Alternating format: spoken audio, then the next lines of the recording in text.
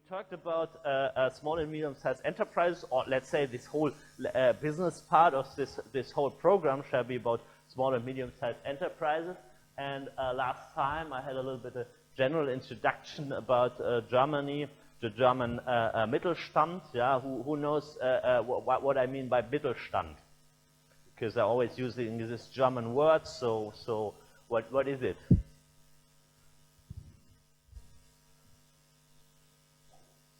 Small and medium businesses defined by the European Union by, anybody knows this, the European Union definition for SMEs? Less than 250 employees.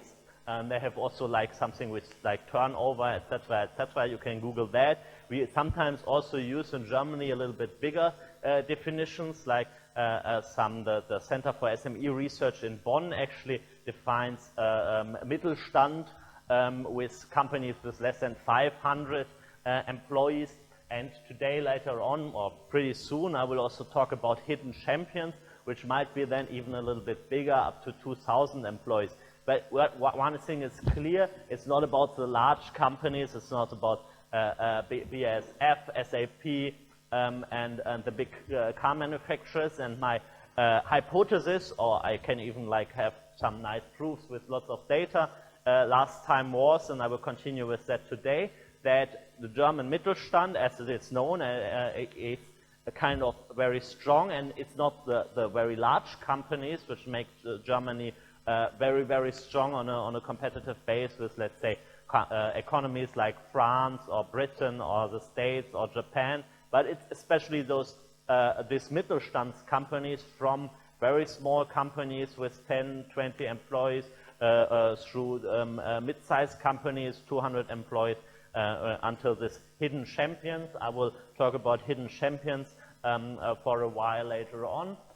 So here's a little bit the agenda. First of all, we will recapitalize a little bit, talk about what we have done last time, and then I will introduce this hidden champions, or as my former boss, the head of the Center for SME Research and Entrepreneurship at Mannheim University, Michael, he always said, so gorillas of the German Mittelstand. He loved to do this presentation, show lots of pictures. Some of them I will have later as well, so I will a little bit introduce this idea, what is a hidden champion, what is meant by that, and then also have two examples in order to make you understand where it comes from. So those are those case studies. And then we are like kind of well equipped for this group working session. So we will split up in 4 groups. Each of those groups should have like tackle one country, like Armenia. So you will be, of course, the head of the group for Armenia, team up with some Ukrainian colleagues, and you work through what is the state of the Mittelstand, of the small and medium-sized enterprises in those countries, etc., etc. So then in the end, maybe next time we can have small presentations about each of the 4 countries which we tackle here today, and get to know more about those things. I mean, there will be lots of things in common in those countries, because there is a post-Soviet heritage, which was not so much focused on small and medium-sized businesses, of course, but there might be also some different things happening throughout the last 25 years. So there might be some solutions how to foster those companies, etc., etc. So you will have the chance, I don't know, 10-15 minutes next time to present what you found out about the Mittelstand in those 4 countries. Yeah. So that will be the task for the group work session. Don't worry, I will have a little bit more guiding questions for those groups later on. And in the second part of today's lecture, I want to, or let's not call it a lecture, let's say a seminar, yeah, because I want you to participate, and I don't want to just lecture you. I want to talk about entrepreneurship. Who is an entrepreneur? Some psychological approach So each of us has, it's a buzzword of those days, entrepreneurship is super important, everybody wants to foster entrepreneurship. So I will first go a little bit into the research part. Who is an entrepreneur? There were some people trying to identify personalities which are more likely to be an entrepreneur, and those who are less likely to be an entrepreneur. So I will give you some ideas from this psychological research in this field, or which like business, psychological, economical research is kind of all in one, and the borders are not really clearly defined, and which is good in my view. Then I will put it a little bit on a higher level, because it's not only the individual who decides she wants to be an entrepreneur or she can be an entrepreneur, but it's especially, of course, also the surrounding. So what is the institutional framework for being entrepreneurial?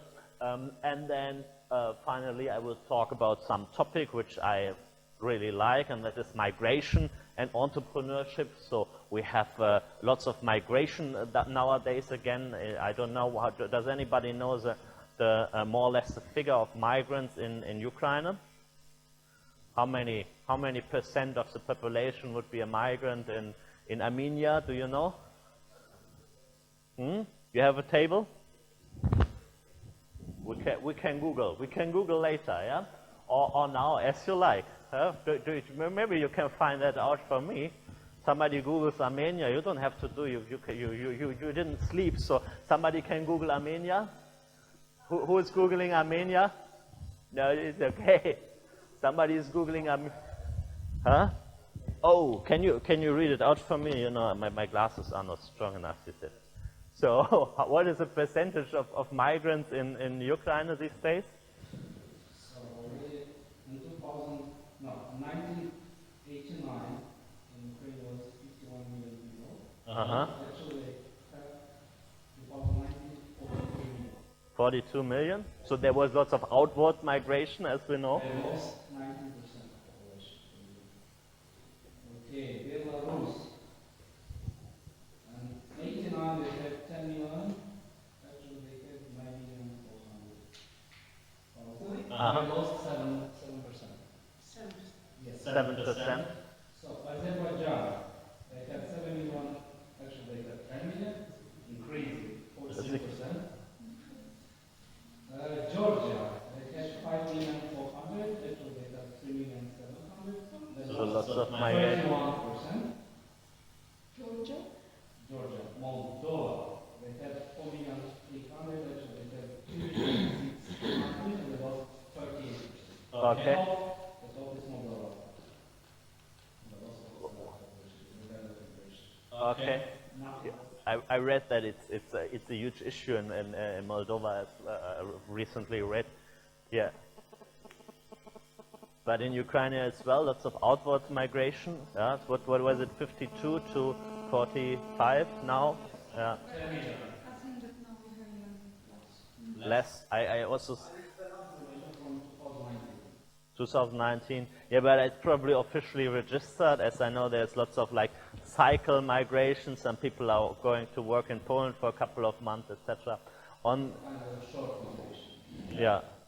So it's even like there might be even less people within Ukraine, which I think lots of people think it's a tragedy. The Ukrainian population is decreasing, but I think it's actually not that big a tragedy.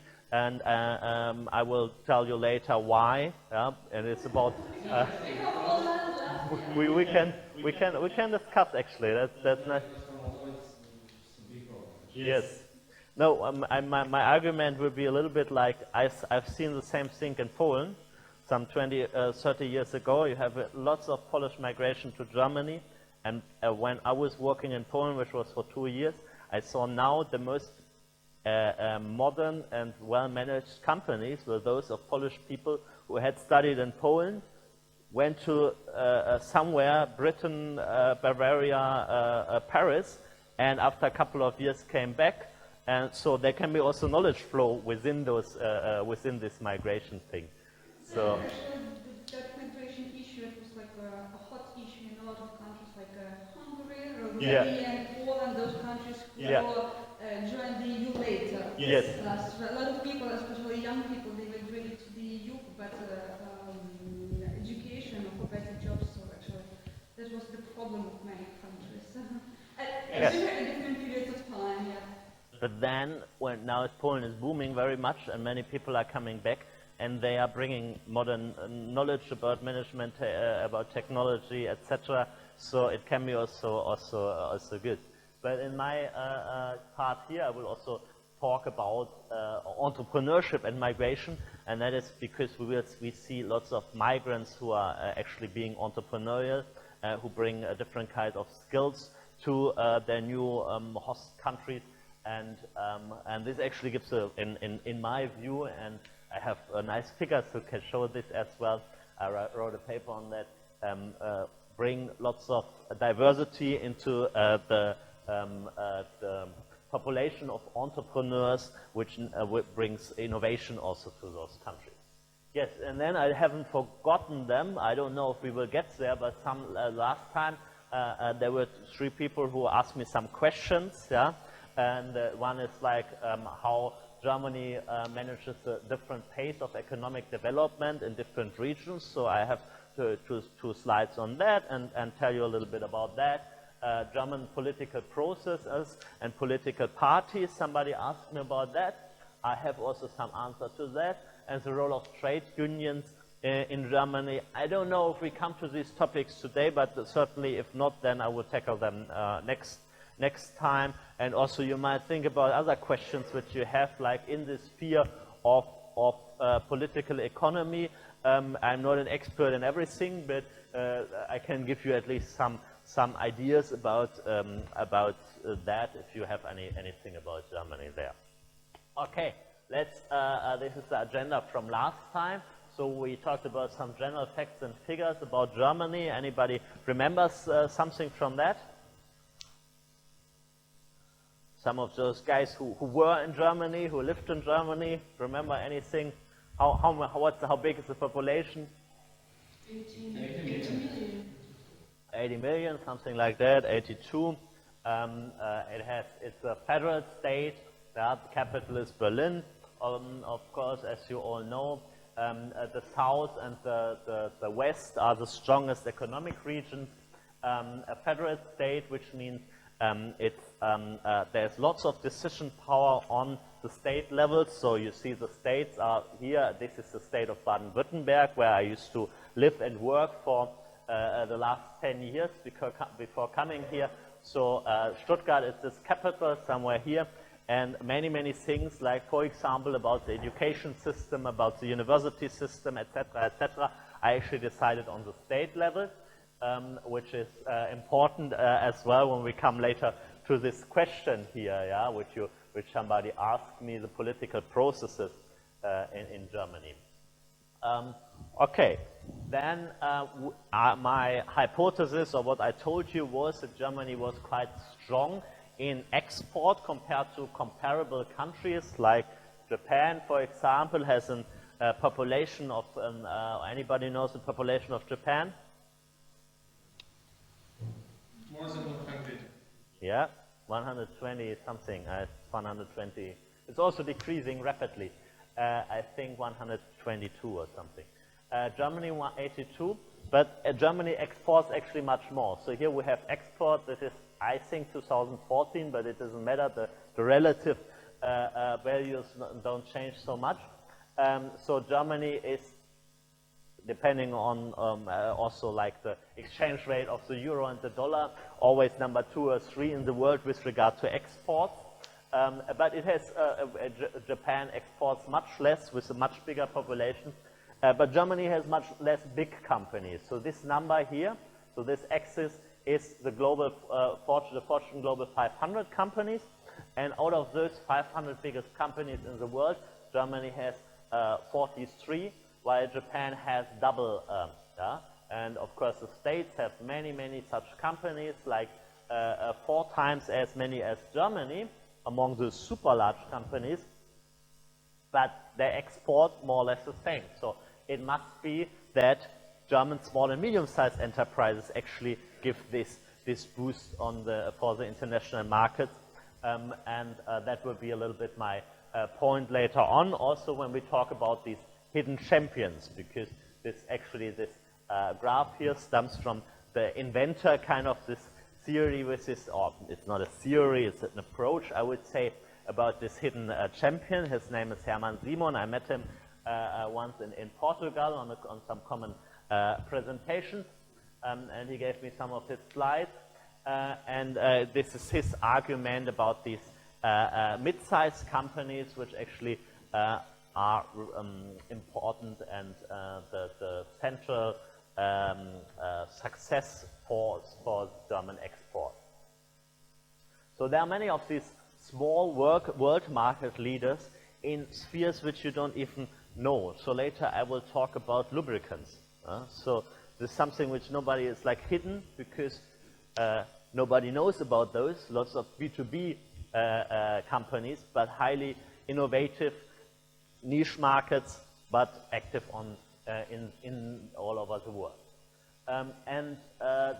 That's why we have here hidden champions. So it's many really small companies. As I told you last time, I visited companies somewhere around Karlsruhe with 20 employees who were exporting to Korea, Brazil, South Africa, the States, and of course all over Europe.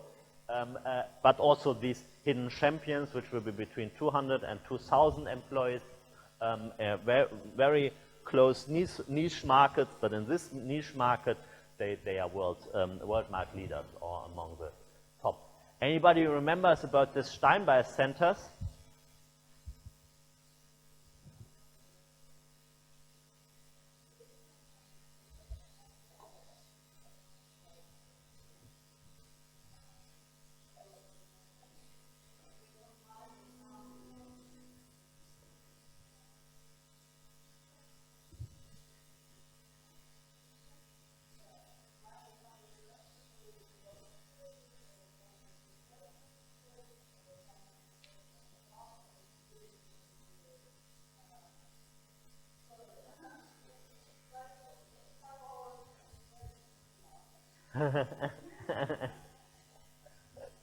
Yeah, but it's right. It's exactly right. Even if you have not the words, if you have forgotten the words, you're not sleeping enough. The kind of small companies which kind of bring together those who have solutions for research problems, which are universities, research institutions, etc., and those who have questions, which are small businesses. This Steinbeis Center is especially for small and medium-sized businesses, to bridge the gap between them and the research community. We have also Fraunhofer, which is the biggest actually tech transfer system in Europe, that bridges the gap between large companies and research. So the Steinbeis is like just a company with 5 or 10 or 20 employees. I visited many of them. They have small questions in their development processes, which they can refer to some universities of applied science, and this is what actually Steinbeis is doing. So it's kind of this network economy, bridging the gaps between knowledge bearers, so that knowledge can flow horizontally very fast. And I also talked about the importance of employees. That many of those small and medium-sized enterprises, they collaborate very closely with their local universities of applied science, with the vocational education training providers. And we have now actually a project, we as GIZ have a project which reforms or which supports the reform of the vocational education sector in Ukraine. They are always discussed with the people how important it is also to bring in those small and medium-sized enterprises into the vocational education schools, because the vocational education is actually what their product is, knowledge for the companies. So you should also bring in the small and medium-sized enterprises collaborating with those schools to tell those schools what they actually need, so what the graduates need. And we have, fortunately, especially on this SME level in Germany, quite a close collaboration, also via the Chamber of Commerce, the Chamber of Skilled Craft, and they actually do bridge this gap. Small companies collaborate with those education providers, and by that they get some very high-skilled employees, which they send also very much through lifelong learning programs. So many small companies, they tell me like, what is your percentage of people which you send in lifelong learning programs? They'll say, yeah, everybody goes every year to some 1 to 2 like 2-week seminars in order to understand new developments in this field. And only then, when the people in the companies, the employees, are highly educated, then you can be innovative, because the most innovative ideas actually come from the employees and not somewhere from the top management. And that can only be if you really educate your employees well, and also put them through training and give them the opportunity to come up with ideas about how to innovate, what to do better in your company. Yeah? So flat hierarchies would be another kind of thing which is important. I talked about the cluster, which I was kind of like involved in organizing in the field of organic electronics. Somebody remembers what was a cluster?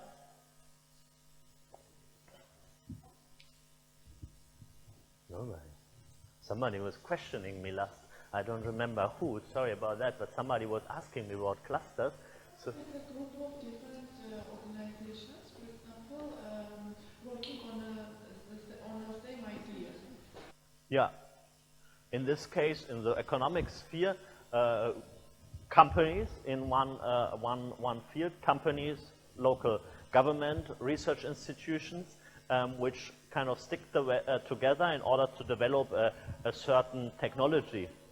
Yeah, so in this case, it was, you were not there, so the short version was that the German government at that time in 2006 said, we will support clusters who have very great ideas. You have to send in applications. Companies, local research institutions, and the local government, they stick together, developed ideas. There was one idea which came from our region, which was to develop a cluster in the field of organic electronics.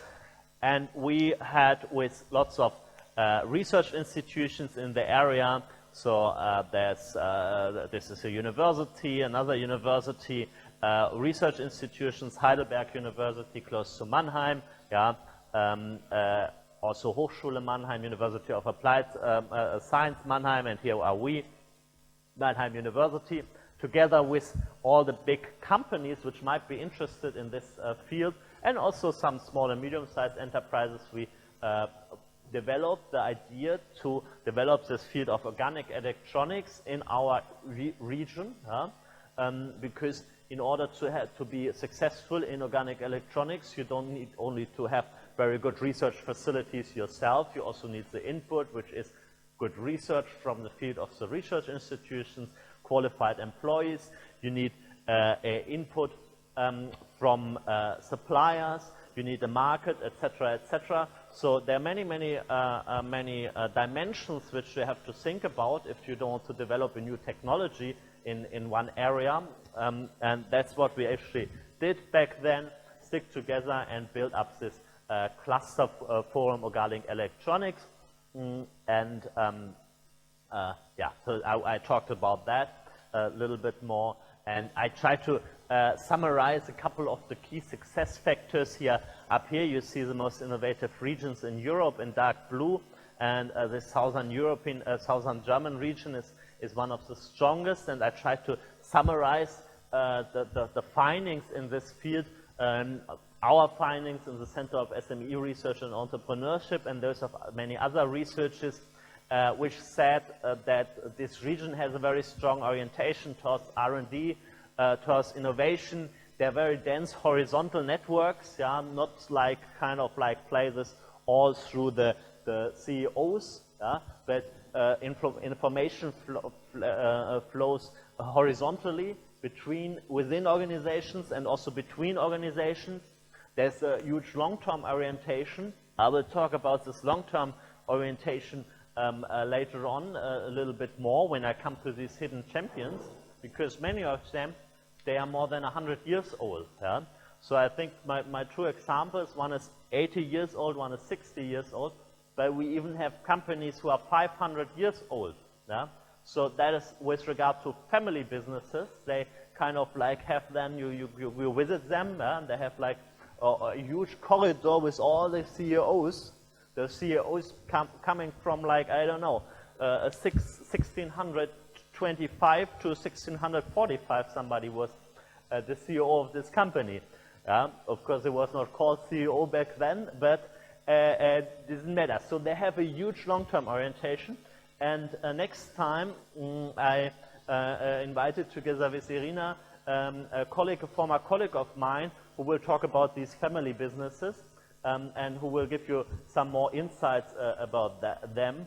He comes himself, his name is Jan-Klaus Tänzler, he comes himself from a family business and he did research on this topic since 10 years. He's now in the Hamburg Institute for Family Business Research and he will talk more on that. But also the other companies, they have a very much long-term orientation. Yeah? They're not going for the short-term profit, but they want to like bring the company to the next generation and the next generation and the next generation. And we will touch upon that topic a little bit later on. But here is, of course, also very important when you're kind of working together with your customers, with your suppliers.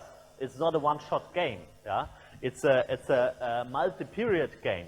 Who was an economist here? We have economists here. You know? Yeah? Couple of economists. So remember your game theory lectures and multi-period games. So it's not a one-shot game. Yeah? In a prisoner's dilemma, you might find a suboptimal solution when you have like a one-period game, but when you have multi-period games, when you like working together every year for the last 50 years and for the, I don't know, next 50, 100 years, whatever, you're not cheating on somebody, you're like more like creating win-win situations. And that's what happened in those companies who want to collaborate with those guys also for the next 10, 20 years. Then you're not cheating on somebody, you're trying to bring win-win situations. And that's what those successful companies, which I visited there, which we did research on, actually are doing. What's the next thing? Close collaboration, yes. I just said that with regard to this cluster thing. Close collaboration between business and science was also in this Steinbeis thing, bridging the gap between business and science. Yeah, so that research in an area is actually also active in the same field as the local economy. Yeah, not having like in who knows BASF? Bus? Anybody? 1, 2. What is BASF doing? Do you know? Chemical, yes. It's the biggest chemical company in the world, which is located in Ludwigshafen, very close to Mannheim. So it makes very much sense that you also have universities and research institutions in the field of chemistry there, and so that kind of they can collaborate and bring together those ideas and also educate the next generations of the researcher, which will then work in the BASF labs in order to further develop the chemistry there. Yeah? So kind of a very strong collaboration on many fields, direct collaboration in research, planning of long-term planning of how, in what fields do we need more new research facilities, middle-term planning, what fields do we need and more graduates, more researchers, where do we need some PhDs as kind of like who can then work in the company, in BASF facilities, etc., etc. So it's a very, very multidimensional collaboration thing there. We have a close collaboration between the local providers of education, as I said many times now, and also lifelong learning is a big topic. You send your employees every year in some lifelong learning projects, programs. You send them twice a year for a 2 weeks workshop to learn this and this new technology, because they they will have the ideas on to how to be innovative and not the CEO. And also, I told you a little bit about the strong labor representation, which is like on the company level, the labor representatives, they have a strong say in the big companies. It's actually 50% of the board comes from the labor representatives.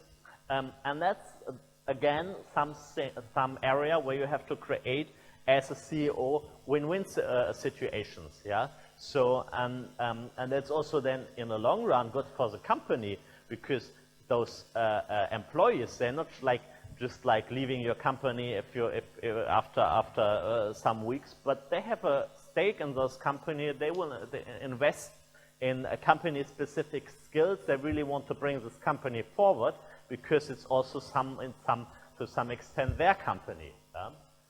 So those were some of the success factors of German small and medium-sized enterprises, which I was talking about last time.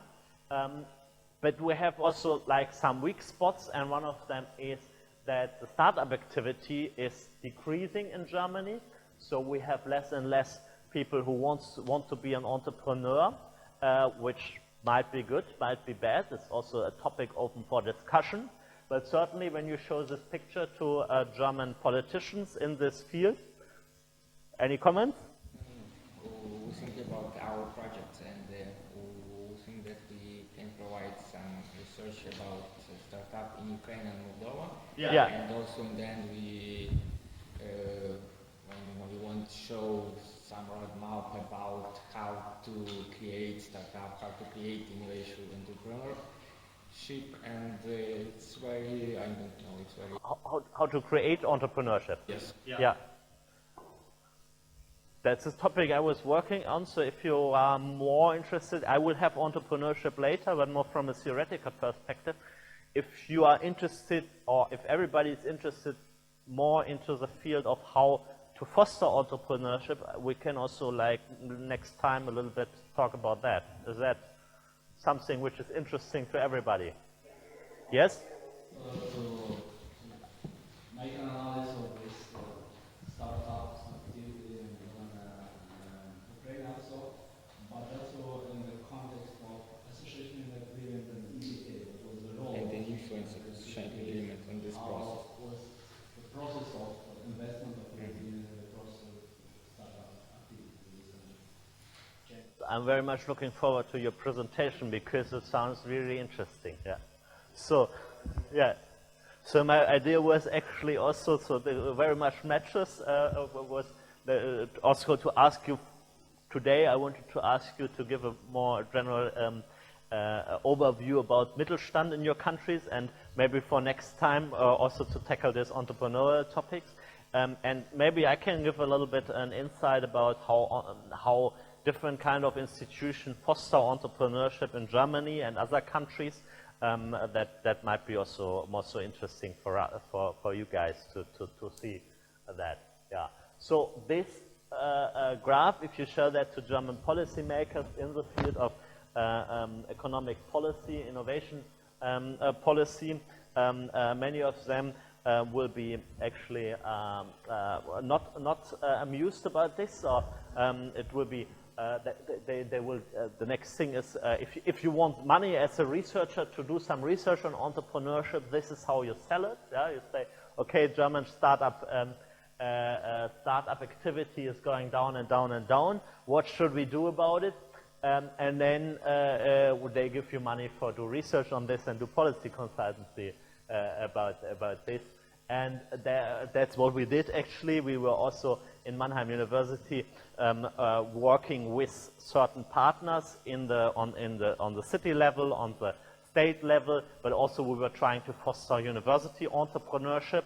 And I might give you some insights about that, how we try to do that, what we found out in those research things, which we, when we showed this to the politicians, they gave us money for what to do about it. So I can do that next time if you like. Yeah. So this is a challenge for German economy, which we will tackle then also for other economies. Yeah, maybe you're very fast at Googling. Maybe you can see how many startups you have startup activity in Moldova and Ukraine. Huh? Check if you have this information. That's the thing. Yeah, I don't know if it's actually available. Probably it's very difficult to get here. Also, have this research for the period 2014-2019. Yeah. This process, why we decided this period of 5 years is good. Also, but was in 2014 was association agreement. Yeah. 2016 was Ukraine. Yeah. And I also told you this process, how was this period, what happened in Ukraine, in the period of Crimea, of course, the conflict, and how was this balance of also the startup initiation and this took on. And after that, to show the role of European Union in the context of the association agreement, how was the investment in this project and the involvement of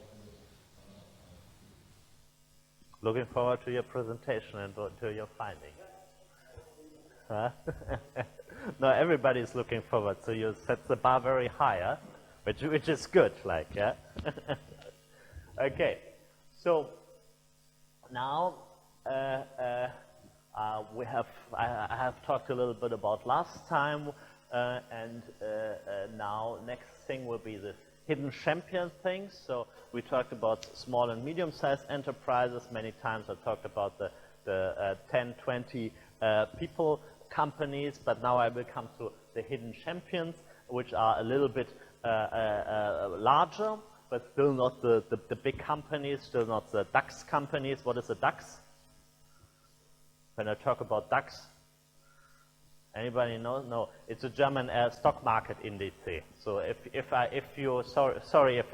just like if I talk about DAX, this is German stock market index of the biggest 30 German companies. So every time I say DAX, it's I'm talking about the large companies which are listed in the German stock market. Yeah? So it's not about those yet. It's about mid-sized companies. But before that, I want to ask you any comments, any ideas about how to go on, any questions so far? Everybody's still awakened? A question, great.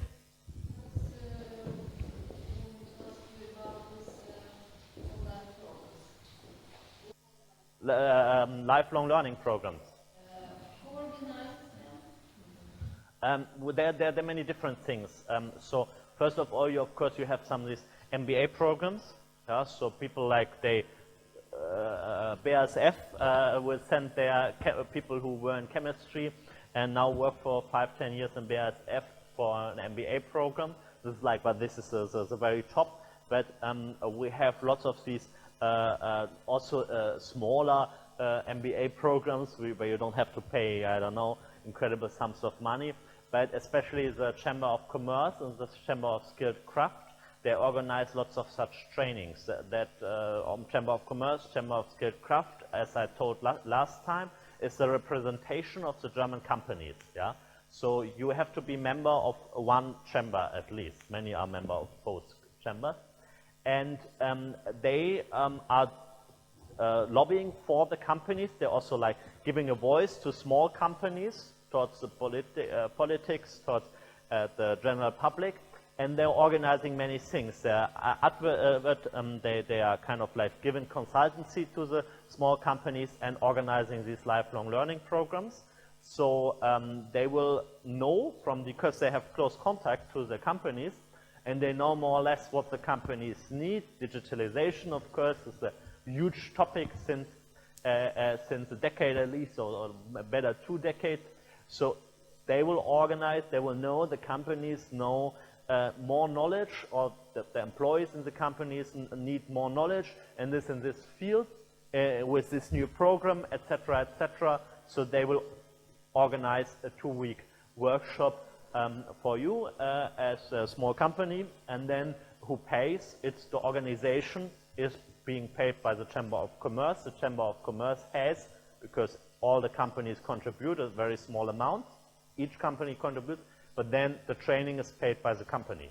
So the companies know, I'm very annoying for you to make, because but I'm very sorry. I think it's more important to get to the people than to talk to the camera. Are we live? Live in the internet. Okay. Okay. Okay. So where was I? So it is the only business. Mostly for companies, but of course you have also in the public sector also lifelong learning programs. So for unemployed people as well, yes, very much. That's Programs are financed by government. for unemployed, yes. Depending on the specific program, also for companies, some are somehow subsidized. Because the government wants to push people to and companies to have these retrainings and to improve the productivity and innovativeness of the general economy. So of course they will subsidize also the company programs a little bit. With regard to unemployed, I think it's only the government, almost exclusively the government. It's when you are unemployed in Germany, kind of you even have to go, otherwise you will lose your right for unemployment benefit. Like not from the first day, when you're out of your job, you have some time to look for a new job, but you have to, on a regular basis, go to the state employment service, and if you don't find a new job for several months, they will send you into retraining in order to have skills which are now relevant for the labor market. So in an optimal case, the state employment service, they know what is in demand. They know quite well what is in demand in the local labor market, and they will send you to a retraining which hopefully brings you back into the labor market, and that is paid by the government for the unemployed. Of course, some are also a little bit sponsored by local businesses, but mostly for unemployed by government. Some more questions? Yes? At the beginning you said that the EU in Germany has actually a bit different definitions of the small and medium business. So like the EU definition is that it is no more than 250 employees, and in Germany it's no more than 500. How is this issue tackled at the transnational level? For example, for those German businesses who perform activities in other EU countries. So basically, these other German definitions, they don't have a legal footing or legal, results. So the European Union definition is relevant for subsidizing, because you cannot subsidize the big companies in the European Union. Otherwise, it would say that you create artificially national champions, something like that. It's not possible to, just like Germany gives out 1 billion to Volkswagen, if not under very specific conditions which are clearly defined.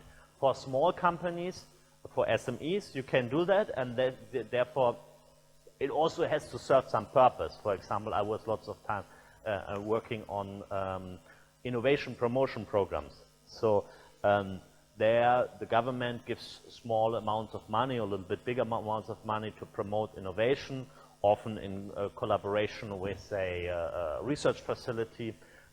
And for the small companies, there's a certain amount, less than 250 employees, there's a certain amount of subsidies you can give them without going through the big discussion. And actually those German SMEs who want to perform some activities in other EU countries, do they have to comply with the EU? So these German definitions is just like everybody, it's just like how we talk about it. It doesn't have any legal result. It's just like you can find even German companies with 5,000 employees who call themselves Mittelstand.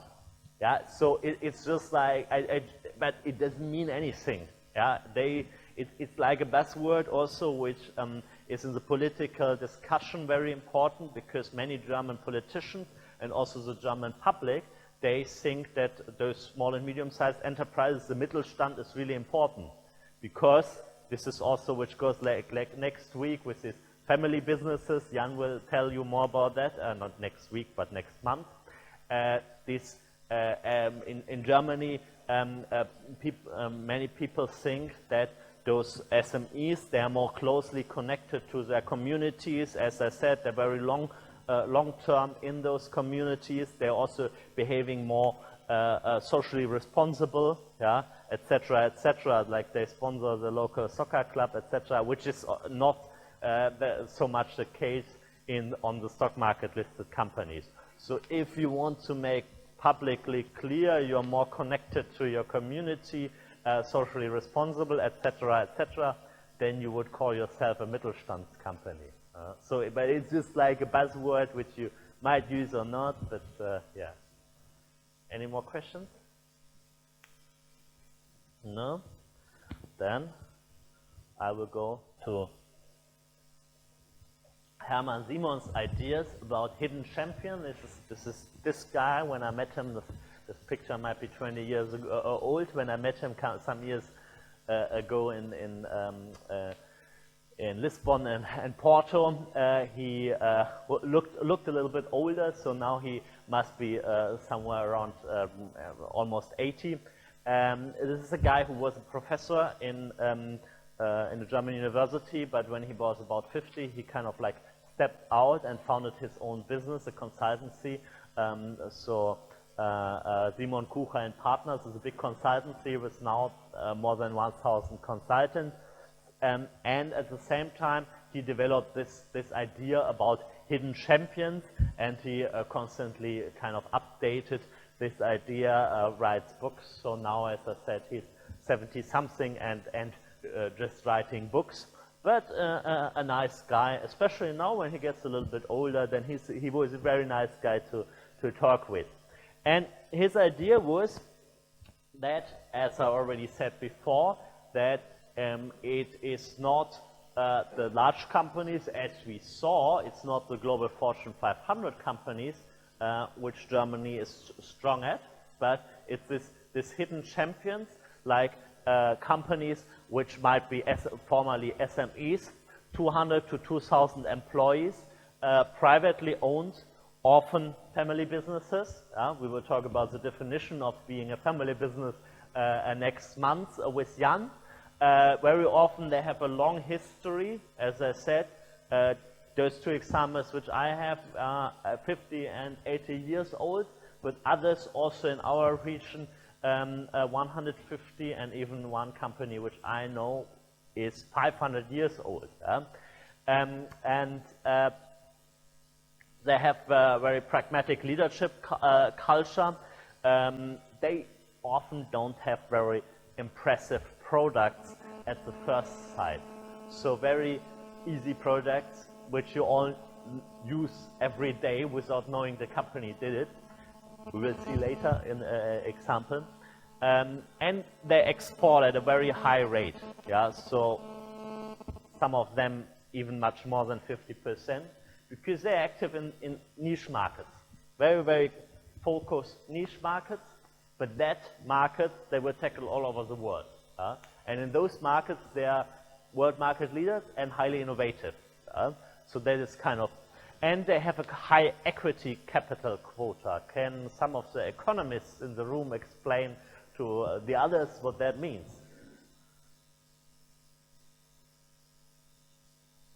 Equity rate, no? So how can you actually, if you want to grow as a company, you basically, what can you do? How can you finance your growth? Huh?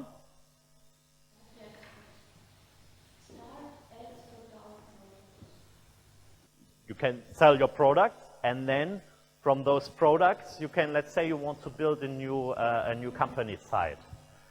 You can either do that internally, reinvest, or find external investors.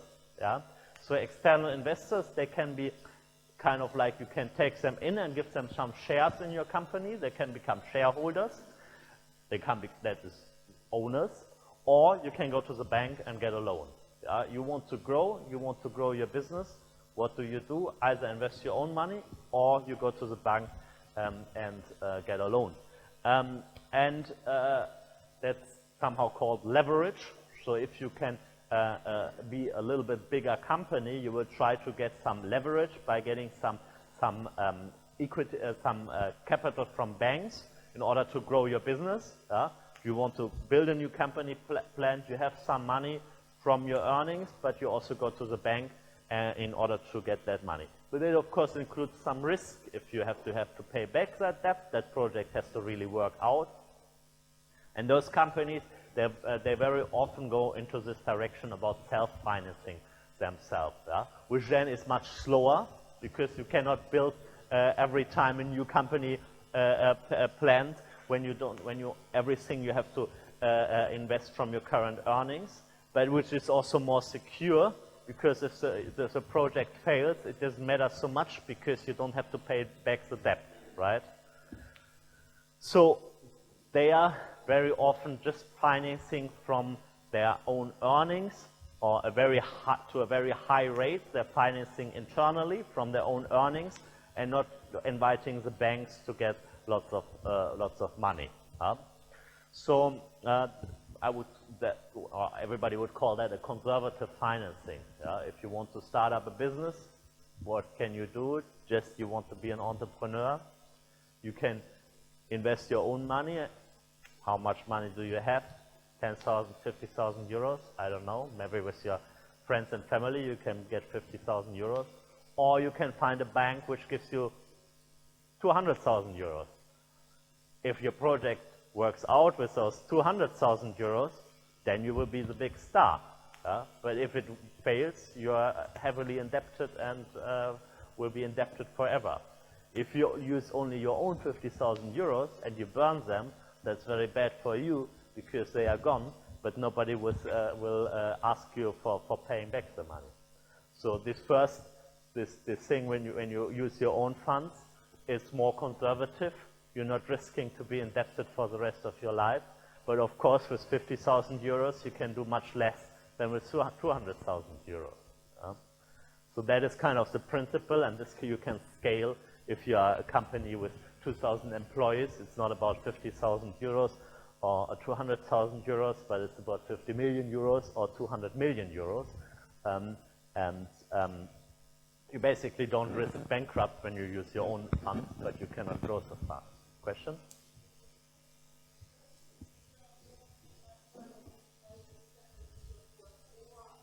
The what? No.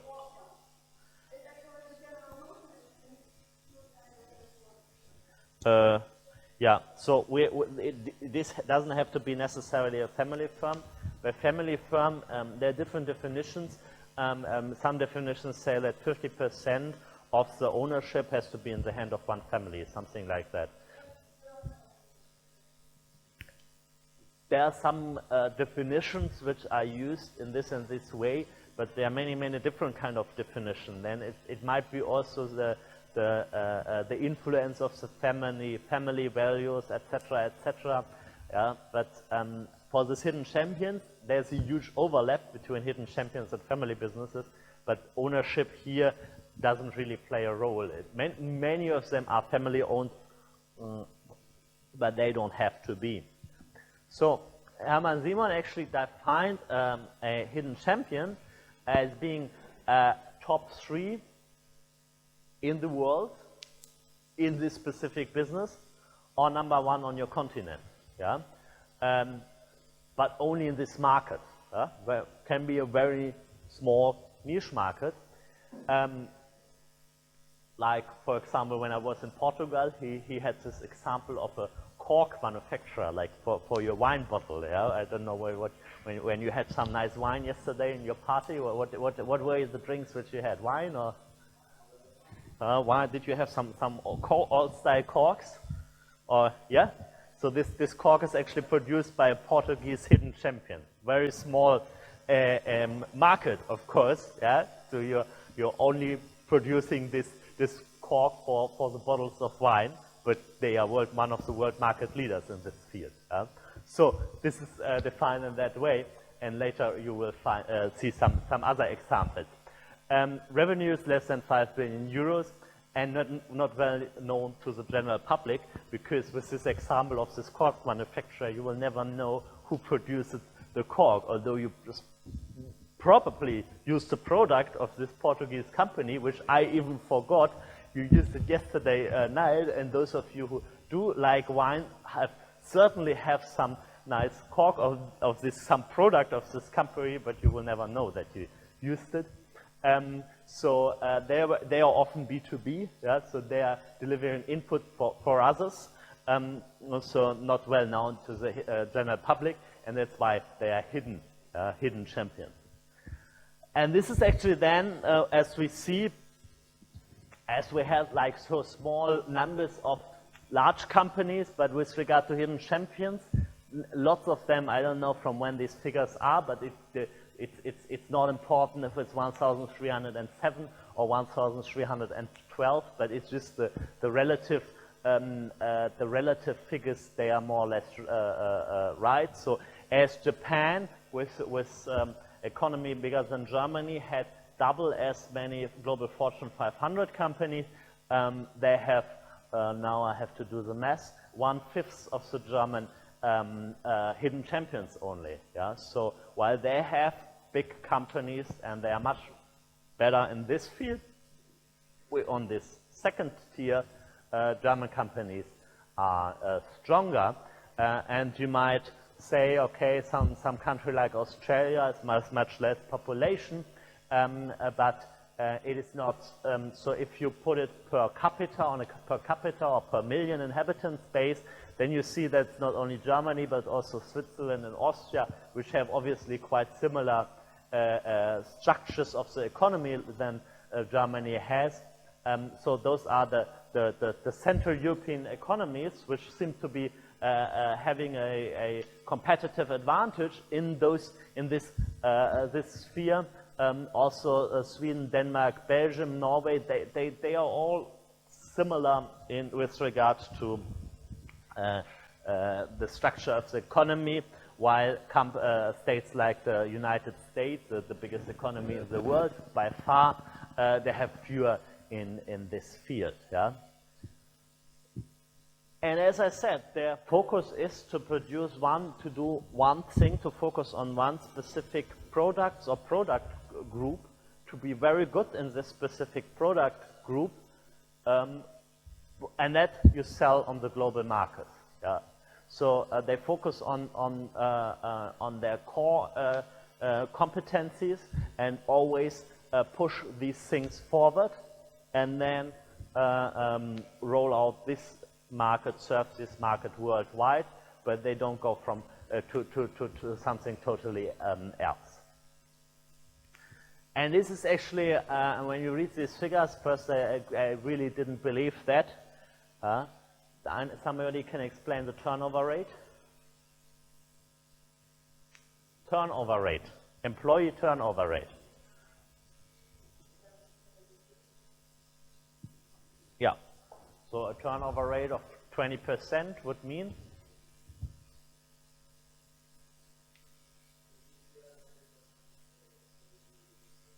Yeah, but that would be interesting. Maybe somebody can Google that also for Ukraine. In the States, it's 20%, more or less. Well, that means like every year, 20% of the employees leave the company. In France, it's 11%. It's like 1 out of 9. In Australia, 9%, so 1 out of 11, etc., etc. You can see Germany actually has a very long term, 7.3%. That's very few, actually. Yeah. And then you can see Daimler-Benz with 5.2, and these hidden champions 2.7, which means like 1 out of 30 something leaves every year. That means most of the people, almost all of the people, they stay in this one company for all their lives, which is difficult to imagine from the point of view of many economies. But they, as I said, they have this specific focus in one product group, and this company is simply the best in this one product group.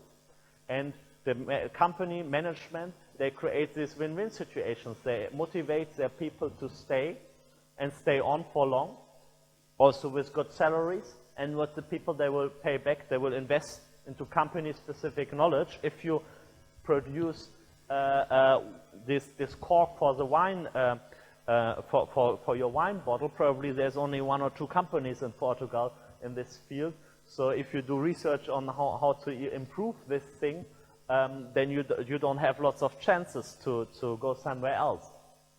So you invest very much into very company-specific knowledge, and that's where it leads to that only 1 out of 30 people leaves every year. So you have lots of stability, not so much risk-taking, but lots of stability, and you know what you're doing exactly and very good, and then you roll it over the whole world.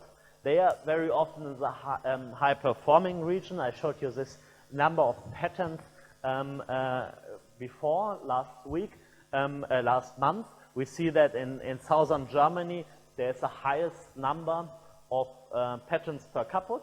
And in those regions, you will also find those hidden champions, sometimes in villages. Like you drive through somewhere in Baden-Württemberg, which was my state for the last, somewhere here on the Schwäbische Alb, which is like a mountain area where you don't expect nothing except for holiday villages. And then you come across a 5,000 employee company somewhere in the middle of nowhere, and they are worldwide active and highly innovative. So that's the region where they are in.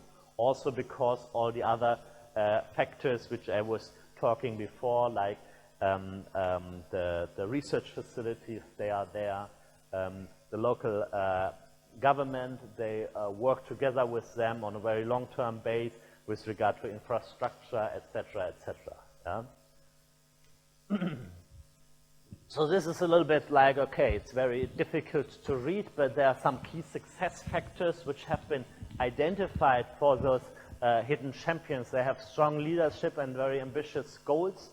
Very often those leaders, they are there for 10, 20 years in those companies. They have good corporate governance, so the owners, they take in the employee representatives, and also the boards are bigger. They have people, experts from different fields who will constantly challenge them. They have a very high innovation orientation. They are world market leaders in their field, and they defend this position in their product group.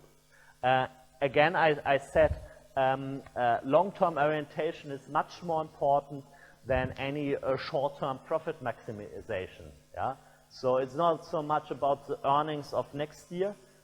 It's about that the company will be successful in 10 and 20 years, will grow, will still be the world market leader. That is more important, and for that you can just like give up some short-term earnings. Yeah?